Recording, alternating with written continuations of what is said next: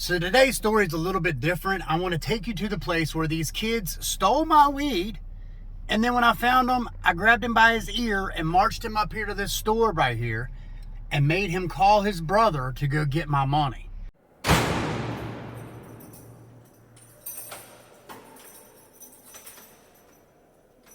So first of all, I get home from work one day, man, and I've been, giving these guys a little bit of weed here and there, letting them, have a little something to smoke. They was on like 15, I was 16, I was probably like 18. So they always came around, and I came home one day and my shit was gone. Like somebody had broken my house, they had taken an ounce of weed and like $200, or half ounce of weed, $200, something like that. So next thing I know, there's a knock on my door. And these boys that I always sold to say, hey, we know who stole your weed. And I'm like, yo, how do you, okay, so who was it? So they tell me who it was. And I remember his name, but I'm not going to say. So anyways, I'm like, look, man, you got to set him up, bro. You got to get him to come down here somehow so that I can get my hands on him. And they're like, all right, well, we got this little spot down here in the woods where we always go to smoke. He's like, we'll get him to go down there and we'll take him down there and we'll get him to smoke. Y'all go down there first, or you go down there first. So I'm over 18 at the time, and this kid's like 15 or 16 years old, and I can't put my hands on him, right? So my buddy Steven is still younger. He's a little pit bull I was telling you about in the other videos. So I happen to end up this way, and he drives by. He was driving illegally as hell, but I seen him, I flagged him, I was like, yo, come here. I was like, dude took my shit. There's no cell phones back then, dude. So there was no texting, there was no call this guy up real quick and see if you could find him. I probably called and there was no answer, I can't remember, but I seen him drive by, I flagged him down. I'm like, yo, you're still underage, this kid's underage too. Let's go down here, here's what's happening. So we took him right down here in this spot. Let's go see if the spot's still open. So anyways, this right here is the spot where we took him down in here in these woods, and you could go down this little pathway right there, and there was a culvert that they would sit down there and smoke the weed. Now I can't find the path there. Maybe these kids aren't smoking the weed down on the culvert like they used to. But anyways, once we got down in there, and I'll tell you this other part of the story in a second. Once we got down in there and we got a hold of him, I took him from here all the way up here to the store, which is about, I don't know, a quarter mile that direction, by his ear in his boxer shorts to go get my money. So these boys got this kid to come down into the woods. They're like, yo, let's go down in here and smoke. Well, at the time, I had this crazy hat that I wore. It was a bright colored hat, looked like one of them bean bag things that you, like the hacky sacks you kick around. It was sewed up like that, crazy colors. I don't know why, don't ask me. But I wore that hat. So when he started coming down into the woods, he seen the hat. So as soon as he sees the hat, he takes off running. And when he takes off running, the other boys are behind him, right? So he can't get past the other boys. One of the other boys trips him up, bro.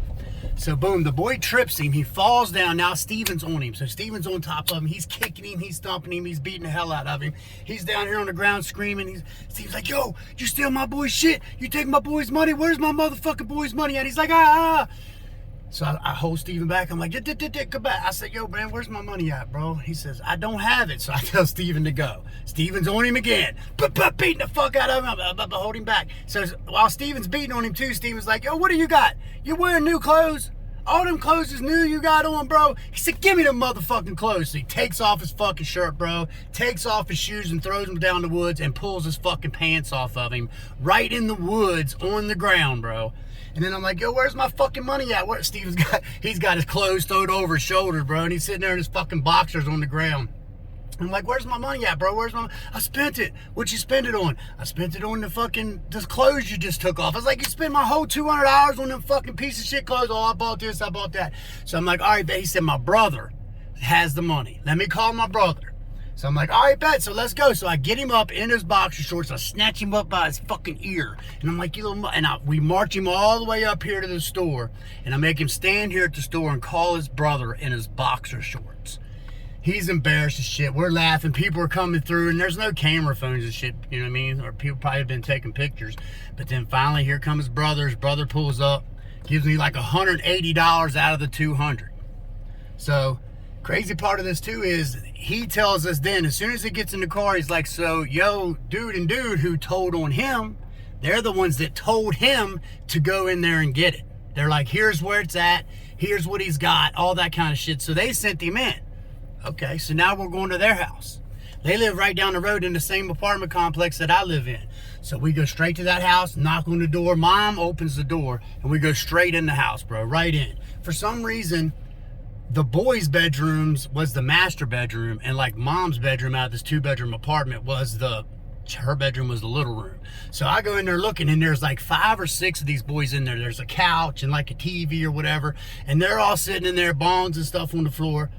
And we go in and it's like, yo, so we find out, you know what I mean? You took my money, you took the weed, you set us up, how'd this go? And I remember this one dude stood up, and my boy had a baseball bat in his hand. He fucking pushed the baseball bat right in his face. And he's like, you better sit the fuck down. He sat down. And I think I sat there and cussed him out for a minute. You know, what am I going to do in this woman's house? I knew she was about to call the cops. She was screaming in the background, I'm going to call the police. What are you doing in here? I'm going to call the police. So I kind of explained what it is. I was like, fucking call the police then, you know what I mean? But I didn't want to call the police for real. But I was like, fucking call the police, you know what I mean? Your boy stole from me. So I end up telling them, like, yo, give my shit back. They don't have it. They done smoked the weed that they took, because the boy took the money, they took the weed. They done smoked the weed up. I can't get my weed back. So I'm like, yo, pay me back, pay me back.